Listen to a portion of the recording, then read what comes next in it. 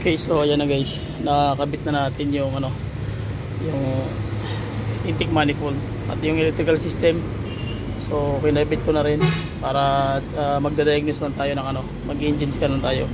Ito hindi sa kanyang battery yan, pero yan ang muna lalagyan natin din para yung battery niya. Okay, so dito tayo sa sa loob. Ayan.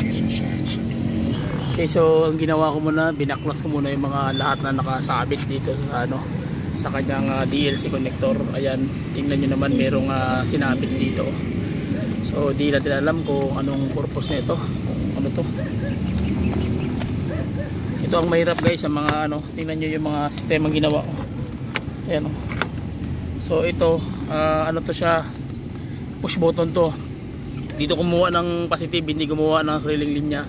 So kaya kayo hindi naman naglalahat, ingat kayo sa mga nagkakabit ng mga gadget, kasi kung kahit saan lang sila kumukuha ng mga wire, okay, basta positive. Isipin mo, pinaka-importante ng bagay dyan siya kumuha ng ng wire na positive. So ang gagawin, natanggalin natin yan. So i-condemn natin yan. Tingnan mo dito pa sa kumuha ng positive. So ano to, accessories to, punta lang dun. So wala na, i-condemn na natin yan. Mahalaga, makumandar lang to. So ganyan lang muna siya. Okay, so diagnose muna tayo guys para para makita natin. Wala na yung scanner.